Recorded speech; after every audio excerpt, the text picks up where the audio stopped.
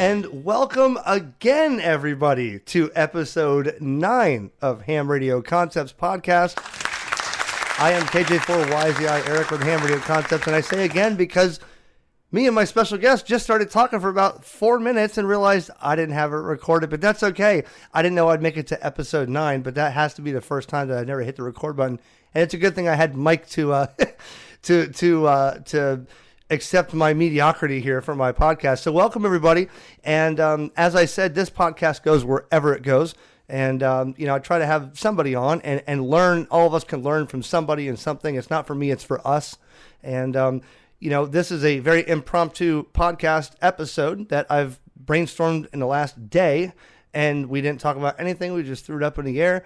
We're going to talk about a few different things here with somebody else that makes YouTube videos, and he makes some really cool ones I like watching. If you're new to the podcast, the HamRadioConcepts podcast is like a branch off from HamRadioConcepts on YouTube. I started making videos years ago and, got worn out on making videos, wanted to do the podcast thing, and just wanted to meet and connect with a lot of people and learn myself on the podcast and give you something to listen to while you're driving or while you're at work, or if you're just at home and you want to get off the Facebook and the TV, turn Netflix off, turn on the podcast, and just listen. You can listen on Apple, Spotify, iHeartRadio, Google, Amazon, and so many other podcast platforms. Search HamRadioConcepts, all one word.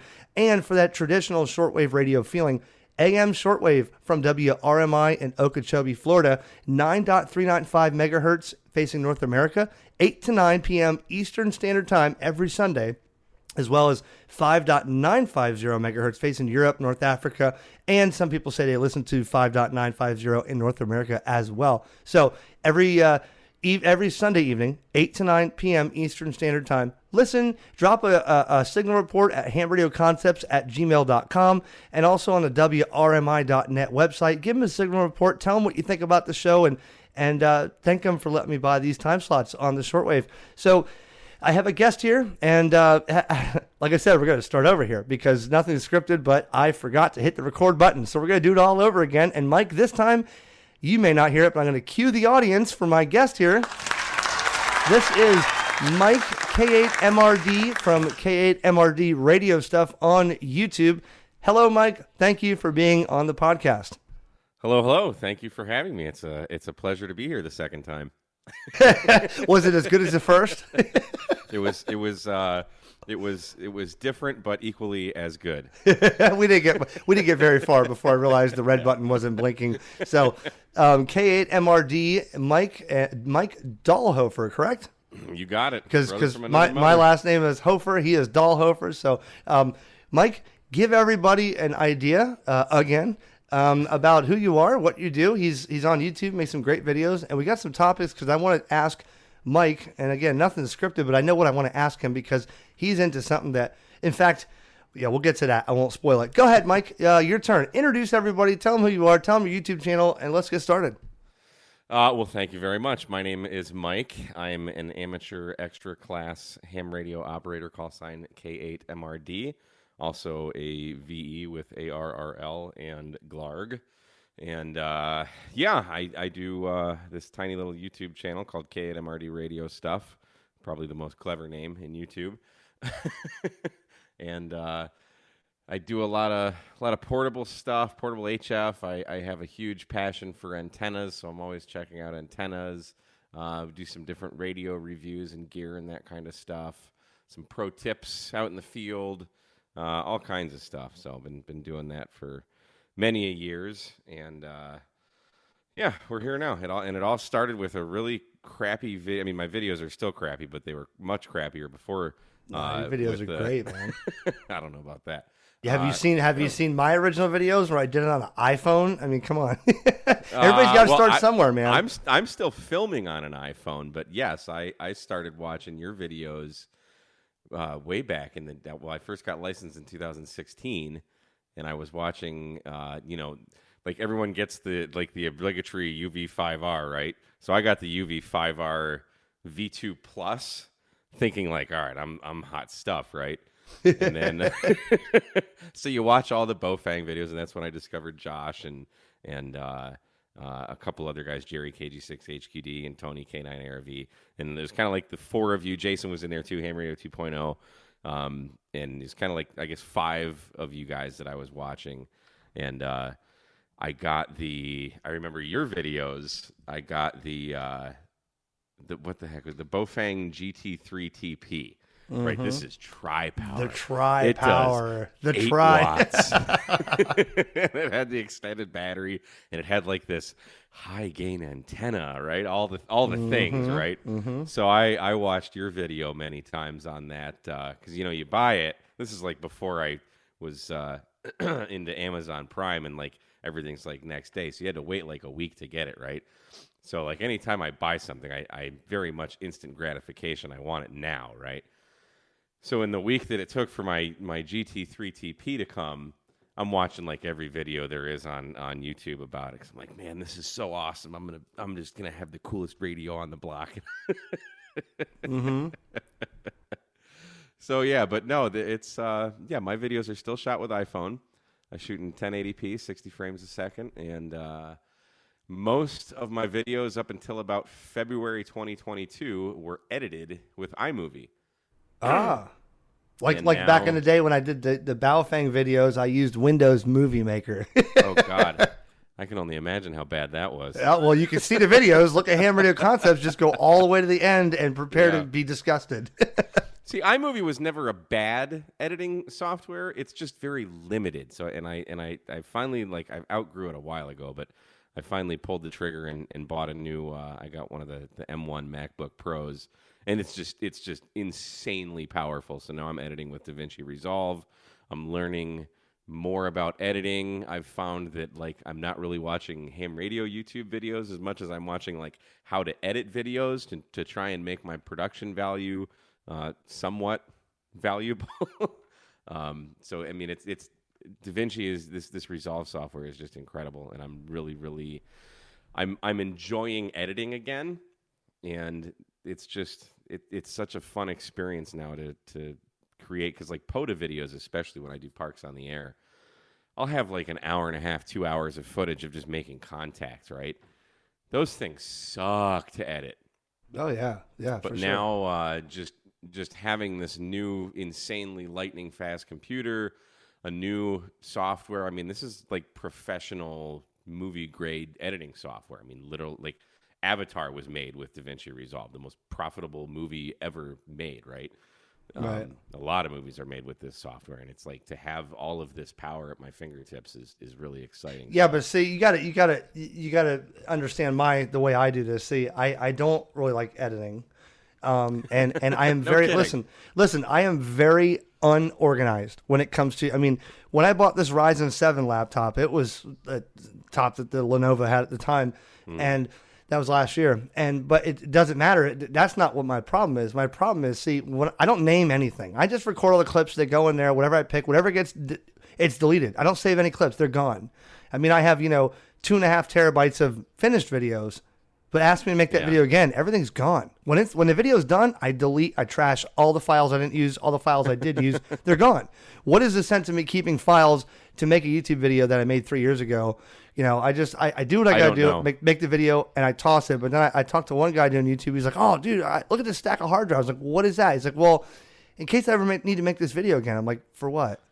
Yeah, so I do save all of my files on a hard drive. I've got a 5 terabyte hard drive. I actually, when I bought this new computer, I bought a new hard drive, and for some reason, I think my old hard drive was filling up with all the stupid Time Machine backups. I just deleted everything, so I don't have any of my old just raw footage. Right. I have 2 files. I have a pre-edit file and a post-edit file, and I'll make folders for each video that I do. So it is pretty organized, and this computer, I'm not really keeping anything on the computer itself. I'm keeping everything on the hard drive. I have no idea why, just to keep it organized and to keep it as clean as possible. I don't want to install really much anything other than I have to, because this is my job now. I do YouTube for a living, so yeah, I need to have reliable hardware and software. Sure. But yeah, to keep the footage, I was always like, well, what if I want to go back and do something. And honestly, like, I don't miss the footage that I don't have. I mean, there's probably 50, 60, 70 videos that are just gone. They're on YouTube though, so it's I have those videos. I just don't have the clips that I put together. Yeah. Once I make the thing and it uploads and exports, it's 7 gigs, and I just trash everything that went into it. Yeah, there really is no point in keeping it. I mean, I could go back, I guess, and make like blooper reels or something if I want to for like my patrons or something. But someone told me I should do that one day, but it would have been all profanity. It would have been just nothing but beep beep. Like, hey, this is Eric. Like, damn it, beep. There are a lot of cuss words that are cut out of my videos. I cuss like a sailor in real life. Actually, I am a sailor. I grew up on the water, but I try very, very hard to keep my channel like G-rated. There's always there's kids watching, and we're well, there's really not any kids watching per the metrics on Google Analytics. There are literally 0 people under 18 years old who are watching my channel. Oh, I mean, I only have like 7%, but what Wow. I hear, what the people say are, though, when I had a slip once or twice, they said the dad and their kid watch it when they're checking out a new radio or something. He says, my kid watches this with me. I don't want to have to cover his ears, Yeah. So I get it. Nobody wants their 6-year-old to have their own YouTube channel, so they're probably watching it with mom and dad, That's true. I just figure all the kids have phones these days, so they all have accounts. But I don't know. I don't have kids, so I don't know what that's like. But and I don't really do it for the kids. I do it because that's how we should hold ourselves on the air. We should hold ourselves to a higher standard, because I think hams are better than the rest of the world because we are hams.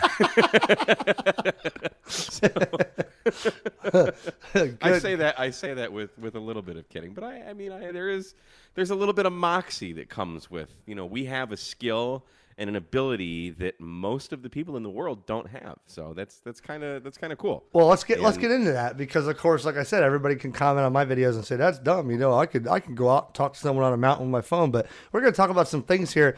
And if you're just tuning in on shortwave, you can listen to this on podcast anytime you want. Download it to your phone. A lot of people, more people on the analytics are downloading it than listening to it at all. On all the major podcast platforms, search HamRadioConcepts.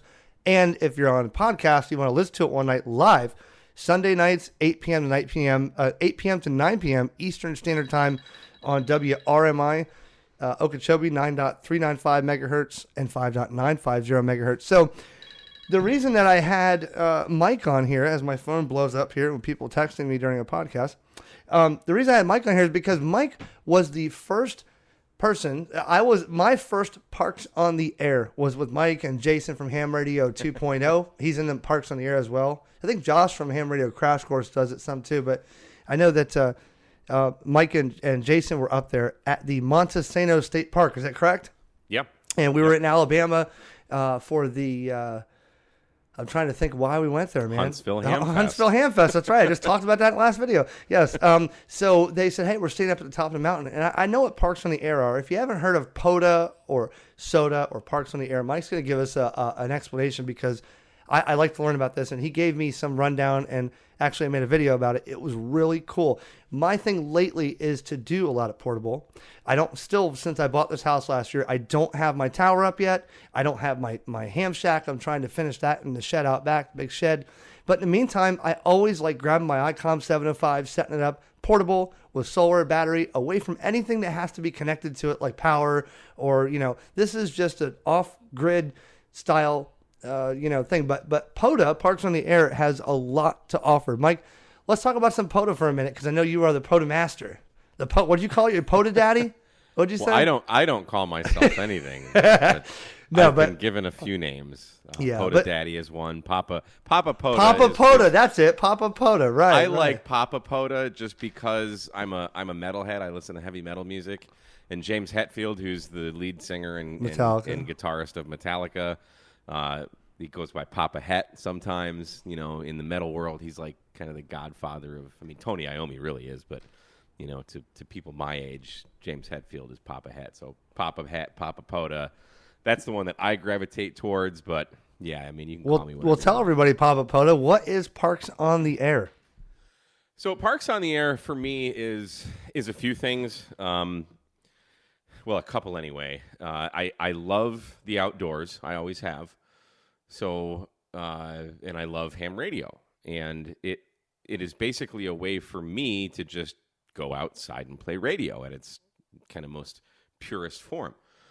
But it's a whole program. You can go to POTA.app, POTA.app, and sign up. And it's just you take your portable, you take any radio gear. It doesn't have to necessarily be made for portable. But you take your ham radio gear to a state or national park that is on the Parks on the Air registry. It can't be a city park. It can't be, there's a few things that they can't be, but it's basically state and national parks that are mostly the program. And there's a map on the Parks on the Air website that'll show you like where you are versus where the nearest parks to you are.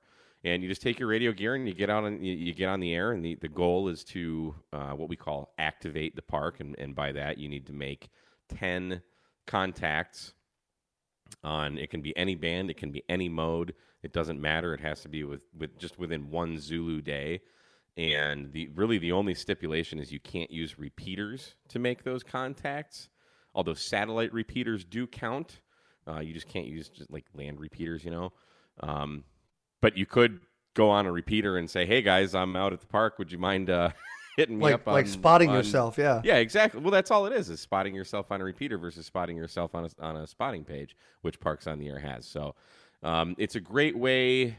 So let me back up a little bit. I got into amateur radio through the eyes of a prepper, kind of.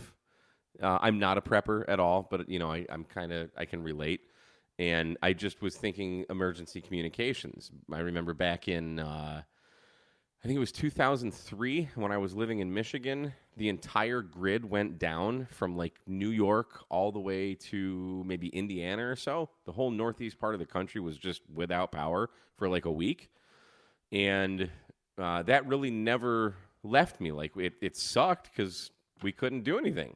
I mean, we drank some beers and hung out by the pool, but there's no comms. There's no way to get a hold of people. There's nothing. It's What year was that?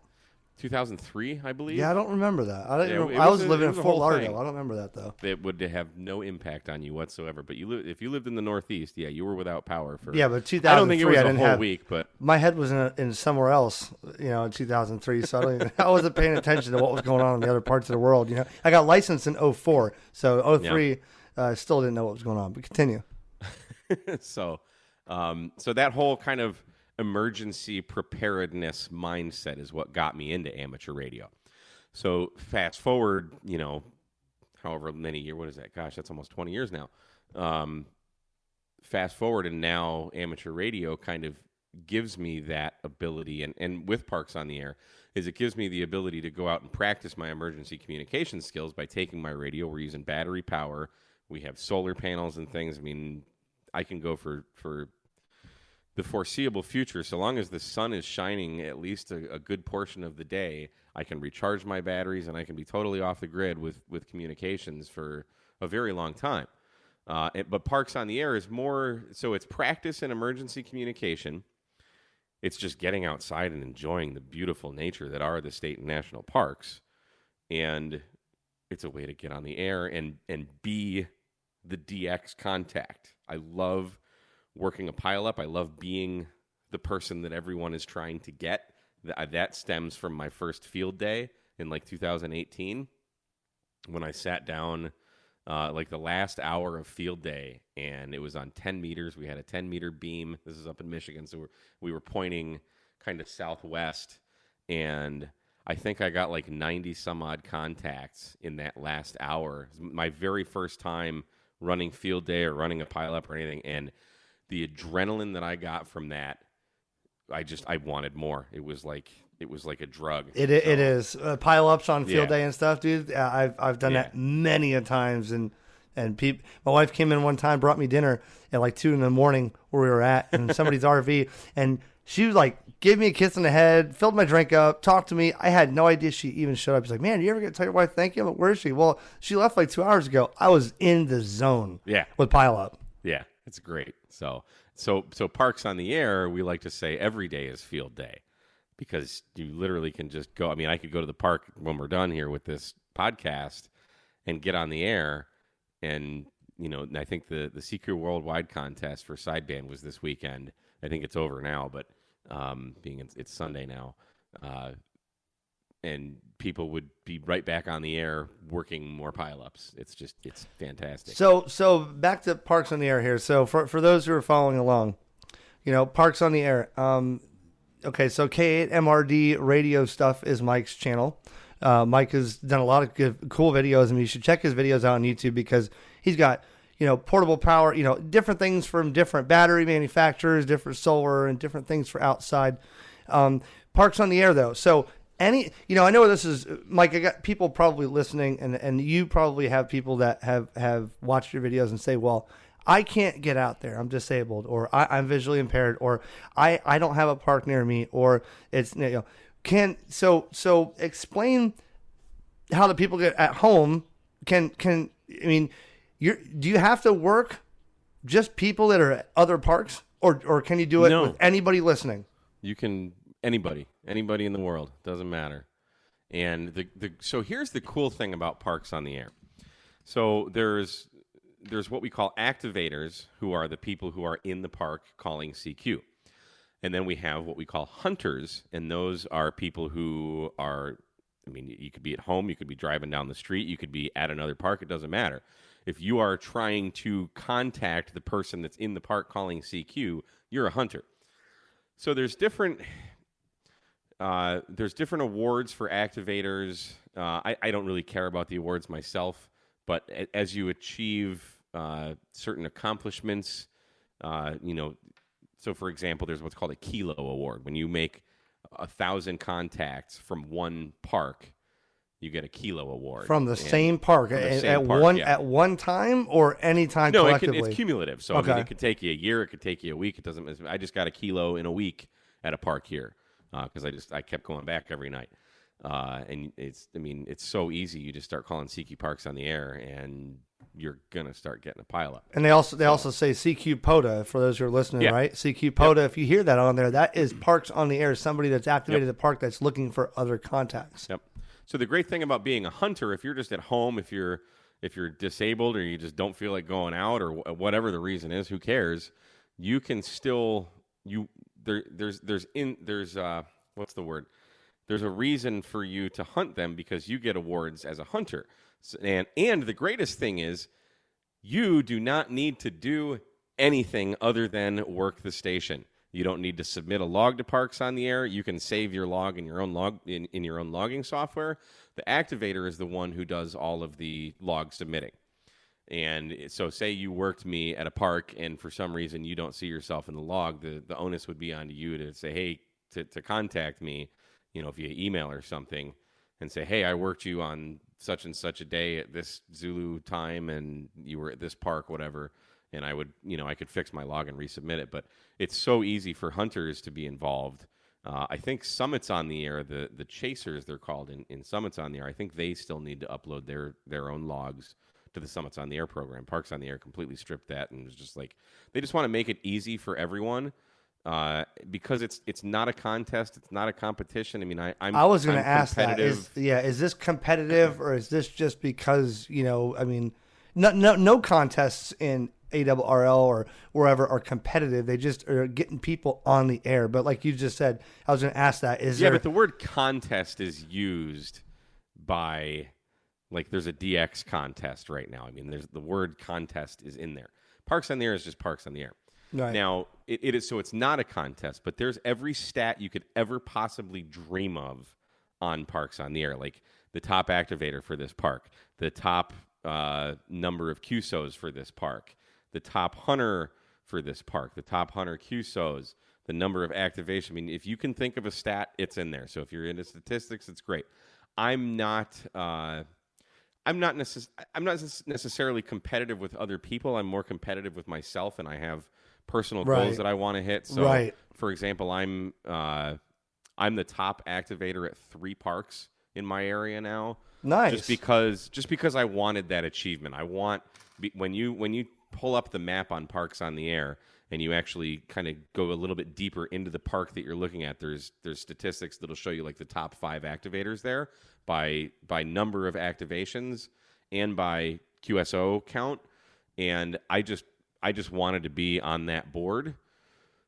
But then I was like, well, if I'm going to be on the board, I might as well be number 1. So if I'm going to do it, I'm going to do it full send. Yeah, I mean, I got it. But there's that Papa POTA, like, you know, I've got to live up to the name that the people have given me. So yeah, you can't be a Papa POTA that hasn't been out there for a year and he's got 3 contacts. That wouldn't work. No. So I just I just installed my 891 in my car properly. Finally, I've had a Tar Heel antenna on my car for like 3 years now, and just like 2 weeks ago, I installed. I got this Lido mount from LidoRadio.com. There's a plug for you, Jim.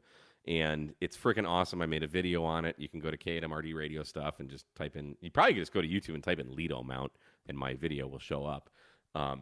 But just being able to drive into a park and just sit in my car, tune up the Tar Heel antenna, and get on the air and start making contacts is what really makes it that easy. Okay, so let's pause there now, because so I didn't realize that you don't have to be officially set up in a park like we were at Montesano. Yes, you do.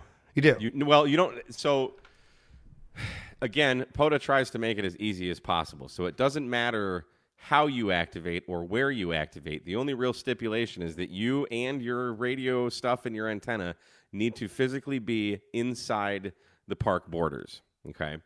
So once I drive into a park, I can do anything I want.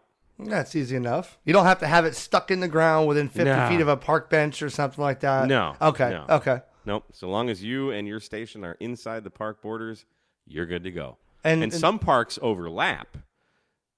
So you could actually activate 2 parks at once. Wow. And so trails, a lot of national trails are in the Parks on the Air program as well. The trails are the one thing that you can be outside of the boundaries, because obviously if you're, say you're on the Smoky Mountain Trail or whatever, you're not going to set up your frickin' dipole in the middle of the trail for people to go trampling through, right? So they give you 100 feet either way, either side of the trail that you can be in and have that still count. But the greatest thing is to be able to just drive into a park, turn on your radio, and get on the air. You don't have to get out of your car. You don't have to go to a bench or hike through the woods. So I actually prefer to do. I could take my off-grid ham radio RV, and I could pull it into a national park and deploy solar on the roof, which is already there and stuff, and just do that in the park and do Parks on the Air without having, because folks, if you're listening to this podcast right now, you may already be aware of ham radio, but if you found this podcast and you're like, how did I find this guy? You might be one of those ones that have seen us at a park somewhere, a ham radio event. And Mike, you could probably relate to this. We've been at a field day and people are like, "Oh, kids, come here. They're weird. They're looking for aliens, And here we are just trying to have a field day exercise or a Parks on the Air or something like that. It stinks that sometimes people in the world, they just don't know what we're doing. And that's what bothers me. That's half the reason I want to do YouTube video, because you may be out there doing an exercise of Parks on the Air, and someone is on a trail and they're like, "Oh, what is this weirdo doing?" I know you're the type of person, Mike. You're like, I don't care what he thinks, But no, not at all. Yeah, I actually will tell people jokingly that I'm trying to contact the mothership. Yeah, see, I don't go as far as that, but I mean, I don't care.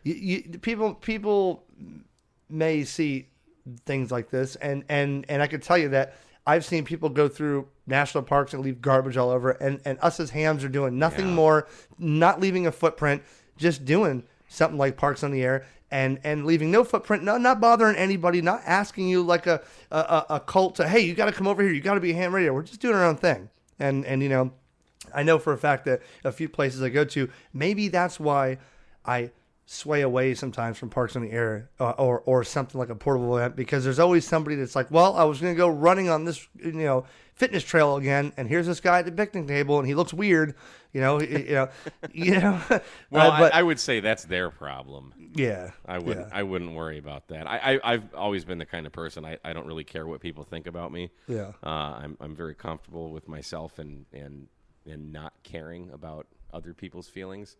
But I've never been afraid to embarrass myself or anything. I've been on stage my whole life as a musician. I say that with air quotes. It's that whole stage fright thing is just I don't have it. Was that at your house or mine? That was definitely not at my house. Wow, this microphone just picked up somebody with a 6.0 diesel. It just blasted by my house. So I got another question for you, Mike, and anybody that's listening. This is Mike here with me, K8MRD from K8MRD Radio Stuff on YouTube. If you type that in, you're going to see Mike. You're going to see his videos most of the time out in the field with antennas set up and different reviews and stuff. And he does a great job at doing a lot of this portable stuff. He's kind of like me. He just kind of, from what I think, he just does it his way. He just wings it. He doesn't script anything. And that's kind of why I've always liked watching his stuff, was because he, as he just told you, he doesn't care what you think. And he'll just, his videos are good though. And everybody on YouTube offers something. That's what I've always thought. If there's no right way to do it. Where I can't do Parks on the Air and where I can't do this and that, Mike may do it, or Josh may do it, or Jason may do it, or whoever. And it's cool that what would ham radio be like, Mike, without YouTube these days? Can you imagine that? I don't know. I don't know if I would have the same passion for it, because I got into ham radio because of my my love of our Second Amendment and my love of guns. And I was reading an article. I couldn't even tell you what the article was, but it was about the Oregon standoff back in the day. There was a bunch of militia guys that were in a dispute, as it were, with the federal government over land. And the guys in this militia, if you will, the article was saying, we're using these cheap $25 Bofang radios for communications. And they were talking about ham radio. And I was like, man, I know what ham radio is. My dad's a ham. My dad's been a ham my whole life, but he never, I don't know if he never really tried to get us into it, or if we were just too young and didn't care and blew him off, which is probably more likely, because I've seen him talk on the air, and there's always been a tower in the yard, and I have climbed that when there was no parental supervision. Don't do that, by the way. So I was like, oh yeah, ham radio. So I went on Amazon and I bought the UV5R V2 Plus. Because, that one's better. Yeah, you skip the UV5R. Just go for the V2 Plus. Yeah. Much better. And then I bought a book. I forget what it was called, but it was like, let's just call it Fast Track to Ham Radio or something like that. And I read this book in a few hours. And it basically just kind of gave you enough to just put the terms in your head and I'm talking just the technician license. And so I read that book on call it a weekend in 3-4 hours. And then I downloaded an app on my phone and just started taking a bunch of practice tests. Then I went to the ARRL site to see when the next VE session was. And it was like 2 weeks away was the soonest one. I'm like, oh my God, I'm not the most patient person in the world. So I signed up for the class, or the VE test, whatever it was, and I just kept taking practice tests for the next 2 weeks and got licensed. So I'm not sure where I was going with that, but yeah. Well, I'm not sure where this podcast is going, to be honest with you. It's just up in the air. But let me ask you this now, Mike. I was going to ask you now, what is, I'm familiar of the term, but tell us the difference between Parks on the Air and Summits on the Air, SOTA and POTA. What do you know about Summits on the Air? Very little. I've always lived in flatland. Michigan isn't exactly known for its mountains, nor is Florida. And now I'm in Texas, and there's no mountains around us here. So the 3 states that I was born in Florida, grew up in Michigan, now I live in Texas. There's no summits, but I have been a couple times. So Summits on the Air is where you are literally climbing up to the summit of a mountain where the geodatic, I think it's called, survey marker is. You know, you're on the top. Oh, you wow. You can't go any higher. You're not pulling an RV there and doing it from your Tar Heel. You're going up the summit. Probably not. There are some drive-up summits, but it's typically like you're hiking in. If you want to watch great Summits on the Air videos, go watch K6ARK or Red Summit RF. Those are the two guys who are currently making like really great Summits on the Air videos. Yeah, I got to start watching those guys. And I'll tell you what, I've done a couple Summits on the Air. I was just in Colorado in January, and I was able to do a Summit on the Air while I was up there. And there's nothing more beautiful in the world than literally being on top of the world. It's just the most awe-inspiring, breathtaking views you will ever see in your life. I've done a summit in North Carolina, west of Asheville on Max Patch. Absolutely gorgeous there.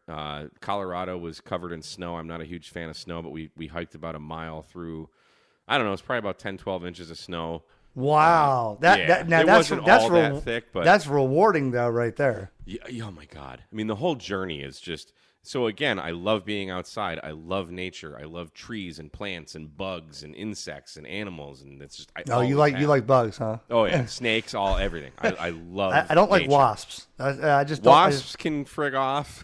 I just don't care for wasps. That's it. Mosquitoes are assholes. And we have a bunch of no-see-ums in Florida. Oh yeah.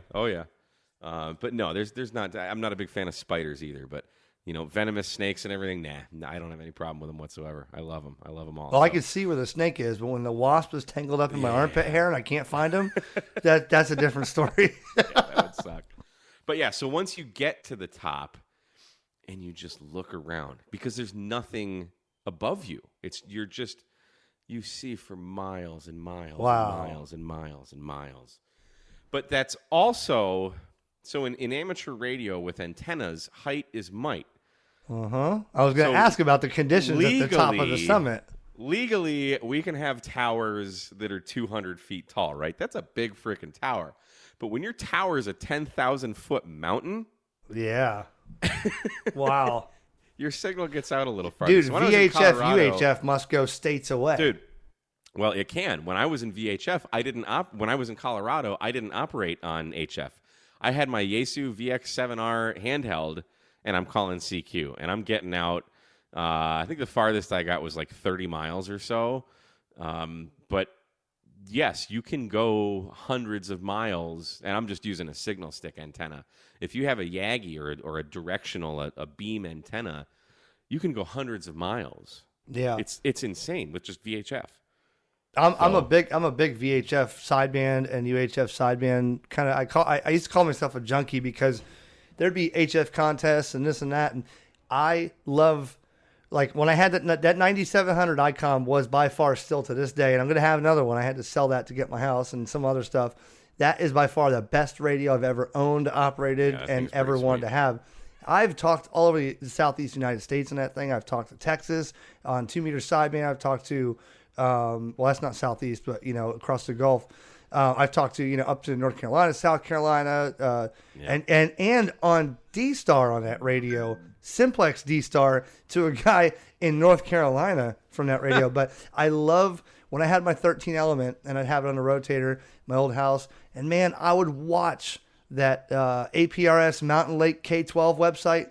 And for those listening, if you go to Google and you type in APRS Mountain Lake K12, I think it's run by a school, and it's not predictive like, oh, these are the solar conditions. It is taking APRS packets from stations that are 500 miles away, and it says, hey, there is something going on here because this APRS is traveling all the way up to Georgia, and it calculates this and it determines there is band conditions. And sure enough, every time when that state of Florida is red, up into the southeast, they used to get on that radio and face my beam north and start calling CQ once or twice, 144.200, 144.210, and there'd be people all day, and we would just talk. I love VHF and UHF sideband and stuff like that, but on the top of a summit with something like that, man, that would be addicting to me.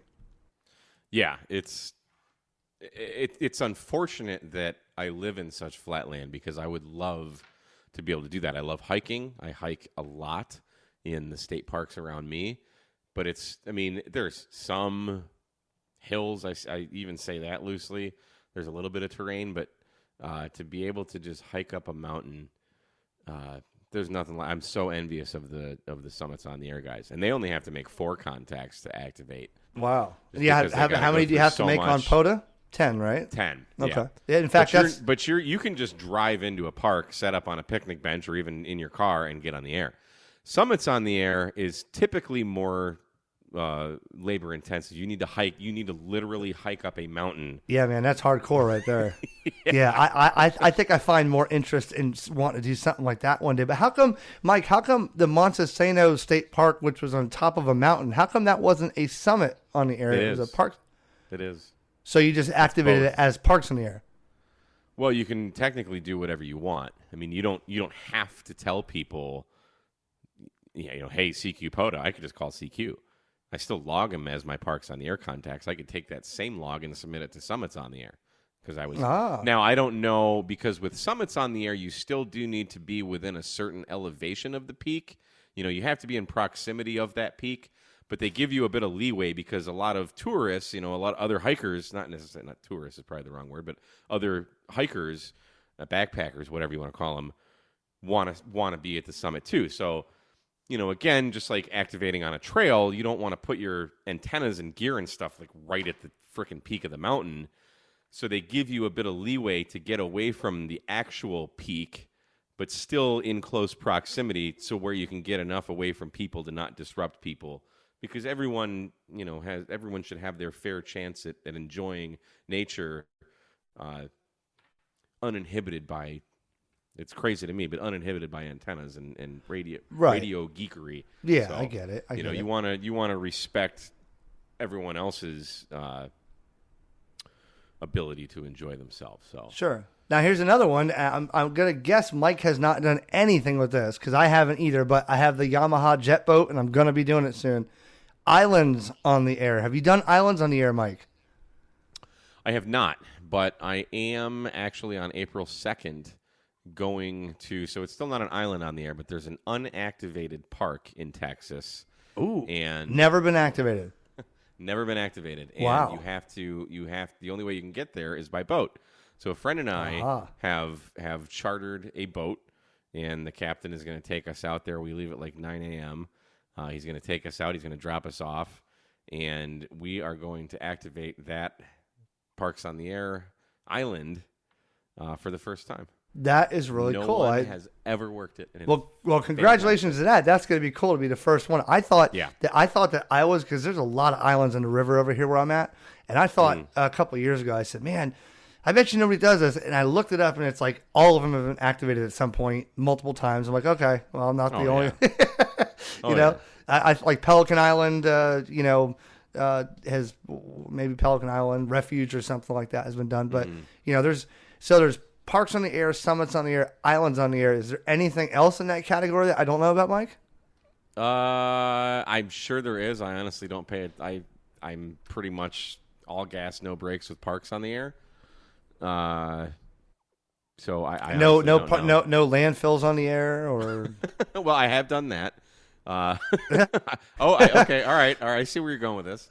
I have done landfills on the air because in Michigan there's no summits, so right. I just made my own. So I did I did 2 different videos. One I called the first ever Michigan Summits on the Air, where I took my radio gear and I climbed up the stairs to the top of an abandoned parking garage. And I proceeded to call CQ Michigan Summits on the Air. And people came back to me. It was pretty cool. Like, what are you doing? I'm like, no, there are no summits in Michigan. I'm on the top of a parking garage. It's as high as we could get, So, but it was pretty neat. I mean, I could see pretty far. It was probably an 8 or 10 story parking garage. Maybe it was 7. I don't know. It was pretty high though. And then I did another one. There's a landfill what do we call it? Mount Trashmore. In South Lyon, Michigan, and that's where my club up there had field day. But we just went up there, me and a couple buddies, and just did another kind of Michigan Summits on there. We just wanted to play portable radio. And, another one, just it's a high point in Michigan. It's as high as a landfill.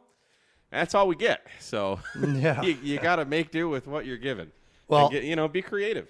I know somebody a few years ago did it was a successful attempt. I don't know if it was a funny or what it was, but I remember hearing about Walmart parking lots on the air. Yeah, that was a satellite thing. Oh, was it? Yeah. That was pretty cool. I obviously haven't done anything because I'm not into satellites, but dude, satellites are awesome, dude. Do you know the premise behind that? No. So it was, I don't know that much, but the idea was to, as a satellite operator, the idea was to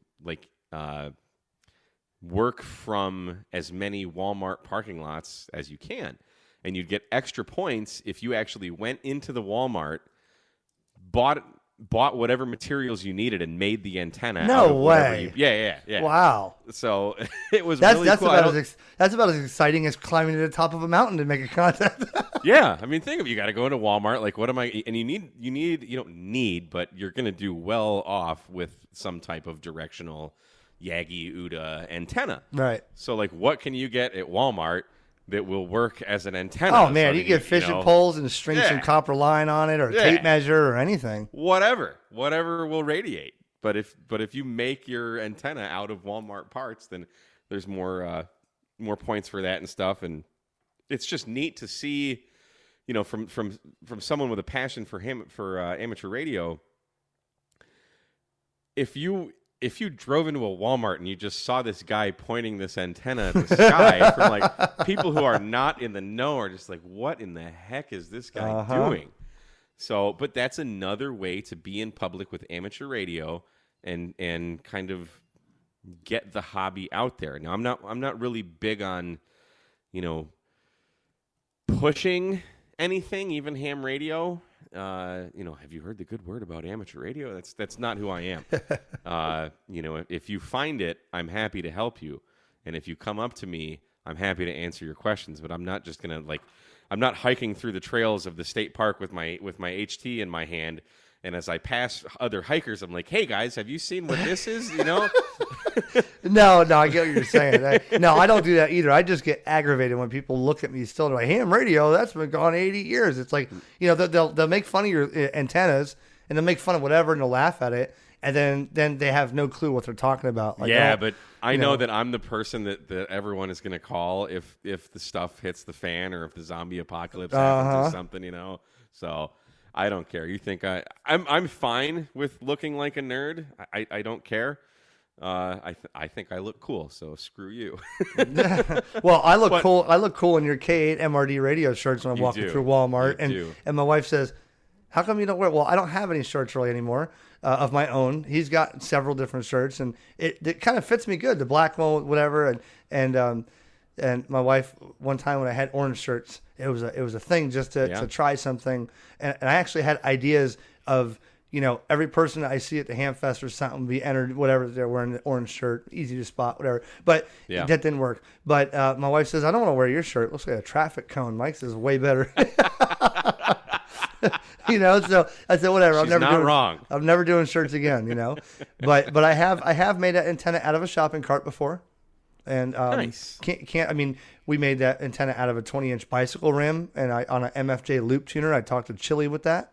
And we made an antenna out of a shopping cart. The shopping cart I've seen that. I've seen you do some loops, but not with a bicycle wheel. Yeah, the shopping cart was that same day. We just didn't video it. And then we made one. We made the loop out of the tape measure, which became the Radio Waves tape measure antenna.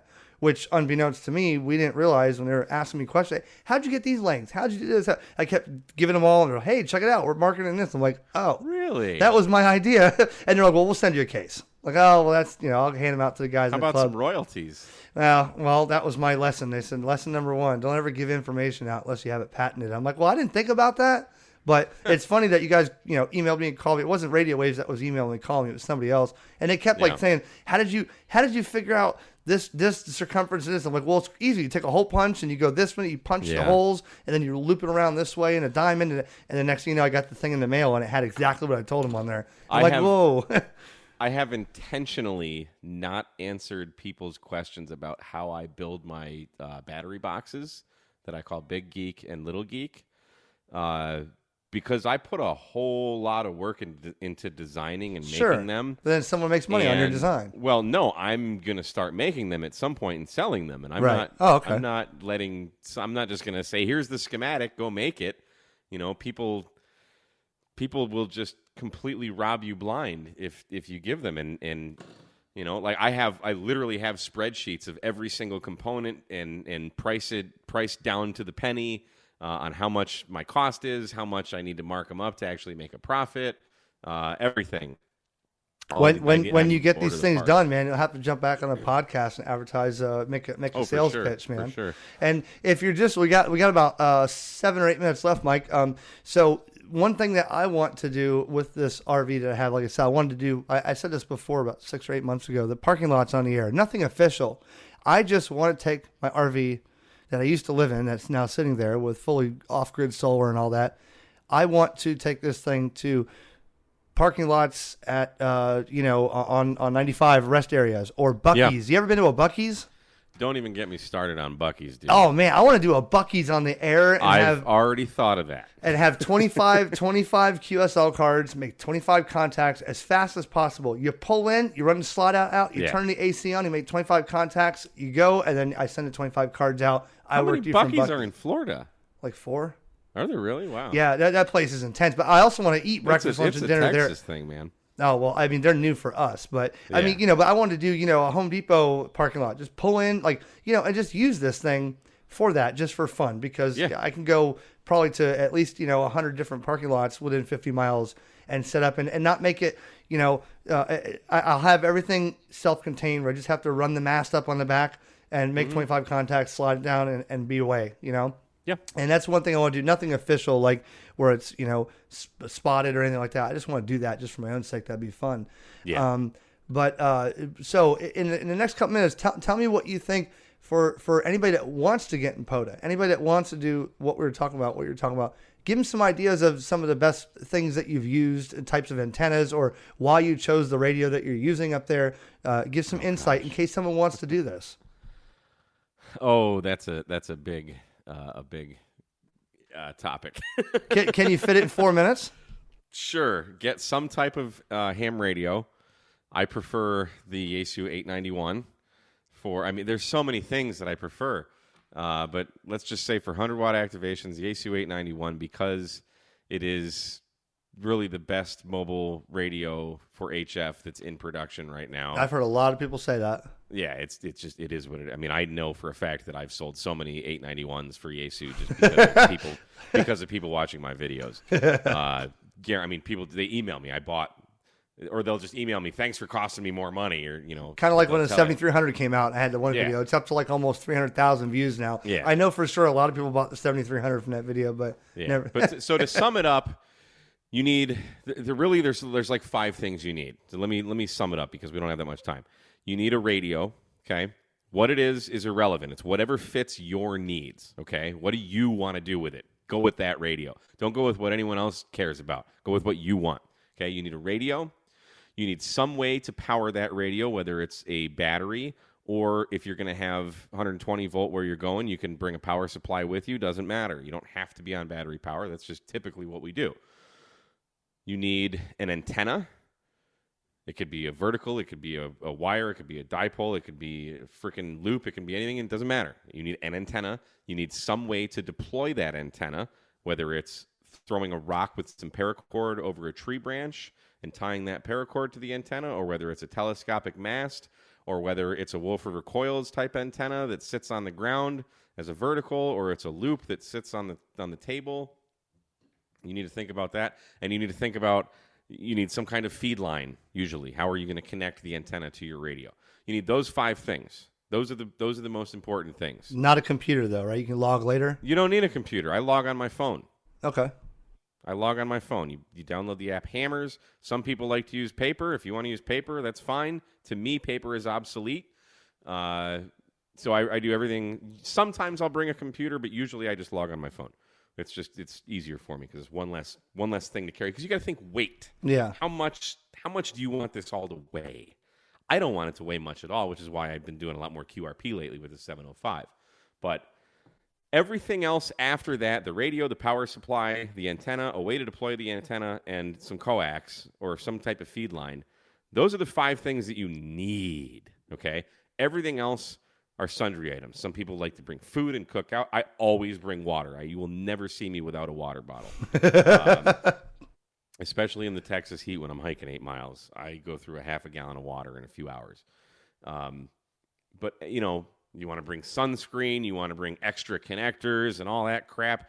Knock yourself out. I would suggest doing a dry run at home so you're comfortable setting up your station. If you forget something, you can just walk back inside. Whereas if you drive an hour to a park or however far away it is, you set up and then you're like, oh, crap. I forgot my PL259 to BNC adapter. Well, now you're not getting on the air. So practice it. Yeah. But, you need 5 things. That's it. Well, I've practiced a lot in my backyard, and I have more interest checking out something new and then using it one time than I do, for instance, this ID52 ICOM I have here. I've had it for over a month. Just made a video on it yesterday. It's awesome radio. Do you know I've only made several contacts on it? I mean, I've used it the last couple weeks, but it was exciting until the day it showed up at my door and I opened it. And it was like, See, I want that radio and I want the FT 5DR, whatever it is, the ASU. Yeah. But I'm like, I don't talk on VHF or UHF. I 100% do not need any other VHF, UHF radios. I have a bunch. Yeah, I saw the video you did. You did a really good thing, man. You donated a lot of your Baofeng radios and stuff to, what was it, A Good Game? Yeah. And he donated it to a bunch of kids that were getting licensed, right? Yep. That was a great thing for you to do, man, because how many handhelds do we really need? And Mike totally just... you caught me on the thumbnail, though. It's goodbye. It's better this way. I said, no, don't leave. I didn't say I was leaving. No, I thought that's what was happening. I know. It was total clickbait. Yeah, clickbait, yeah. But now I've got a whole shelf full of HTs again. Because as a YouTuber, companies send you radios to review. And that's all they were. So actually, a few of those radios I actually bought. But you get free stuff. It's like a freaking Baofeng. To me, it doesn't mean anything. But to a new ham, whether you're a kid or whether you're 50 years old, a new radio that's free, like how cool would that be to just have someone hand you a radio and be like, here, man, have it. Hey, man, we were laughing a minute earlier about Baofengs. But if it wasn't for that Baofeng to be able to have an affordable solution for somebody to get their license, you imagine telling somebody, okay, get your license, and it's only going to cost you $400 to get on the air. I would not be an amateur radio today without Baofeng. Yeah. Has anybody ever told you on the air, wow, it sounds like you're on a Baofeng? No, nobody said anything bad. Never. They're like, oh, great signal. In fact, quite the opposite. I've had a lot of people tell me my audio sounded good. Then you tell them you're on a Baofeng, they're like, wow. Yeah. I greatly appreciate all the videos Josh has done on those, and I've tried to do those because, that gave a lot of people to get their feet wet. And they got in with a $25 radio, and now they have ID52s or Yaesu FT5s and whatever. So it was a good thing to bring to the market for us. People love to rag on them, but it's just like any other hobby. So, for example, I'm a musician. I play guitar. I didn't start off with a Gibson Les Paul Custom. Right. Those are probably $4,000 or $5,000 nowadays. I started off with a used. The brand was called Series 10, and I saved up my birthday money, and I bought it, and it was like $100, maybe $120, and I thought it was the greatest thing in the world, and it got me playing guitar. Same thing with like Fender Squiers, although I don't wish a Fender Squier on anyone because of the worst. Oh man, that was my first bass was a Fender Squier bass 4-string, man. They're terrible. But some of them are just so bad they can't even tune. So you got to be able to tune the guitar. Whoops, what happened? You're there. Sorry, my audio cut out for a second. But, starting off with a Baofeng is just like starting off with that Series 10 guitar. You're not going to drop $4,000 on a Gibson Les Paul Custom and then the thousands of dollars for your amplifier. My wireless guitar system alone is $1,000. Right. Just for the wireless. Mm-hmm. So you're just not going to do that. And a Baofeng is going to allow you to be that learner, that entry level to get on the air and see what it's all about and start talking to people and meeting people who can then Elmer you and kind of show you the rest of the amateur radio world that is, it could be HF, it could be, 2-meter simplex, it could be 2-meter 440 sideband, it could be microwaves, it could be anything. Because ham radio really is anything you want it to be. There's so many facets. So right. Well, on that, let me cut this off here before the shortwave timer goes off here. This is episode 9 with Mike K8MRD Radio Stuff on YouTube. I want to thank Mike for being on here. And I'll wrap this up in like a minute, but I'm going to wrap it up in 10 seconds. Send an email to WRMI.net to let them know about what you thought of this shortwave programming. And 8 to 9 p.m. Eastern Standard Time every Sunday, WRMI 9.395 megahertz and 5.950 megahertz. I also want to thank my sponsors at HamRadioPrep.com. They've sponsored me and helped me out a lot, and there's still thousands of people that are getting licensed in amateur radio, and they seem to use Ham Radio Prep and say that it's easier to use. Ham Radio Prep has just announced the new American Radio Club, which is also it's going to be a video coming soon. You get your license, and now what? You get your license to Ham Radio Prep, now you're stuck with a radio. Well, the what is going to be Amateur Radio Club, where you can go and watch videos and talk to Elmers, learn about new things, get some advice from people that have been doing this a long time. And you can use the code EricPodcast20, and you'll save 20% on American Radio Club membership and any course you buy on Ham Radio Prep by using EricPodcast20. This has been an awesome episode, Mike. I want to thank you. Give you any more promotions or social medias or whatever that you have to say. Let people know how they can find you, man. You can find me on Twitter at K8MRD. Obviously, YouTube, K8MRD Radio Stuff. And, vote for Pedro. Vote for Pedro. Well, thanks very much again, Mike. This is cool having you on there. My Keep privilege. up the Thank you videos, for and having me. I hope to get to work you when I do my own solo Parks in the Air one day. That I could maybe get a hold of you, and maybe we can go park to park. That'd be pretty cool, man. Yeah. I want you to be my first, Mike. Just send me a text. You never forget your first. You have been my first on Montesano. Will you be my second? Sure. All right, Mike. Well, this is the Ham Radio Concepts podcast.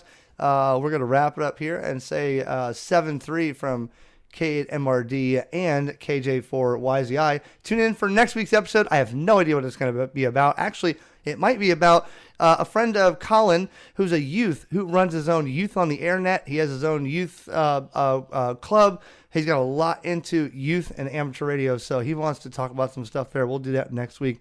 Tune in next week for episode 10. This is KJ4YZI 7-3 and Mike K8MRD 73. 7-3.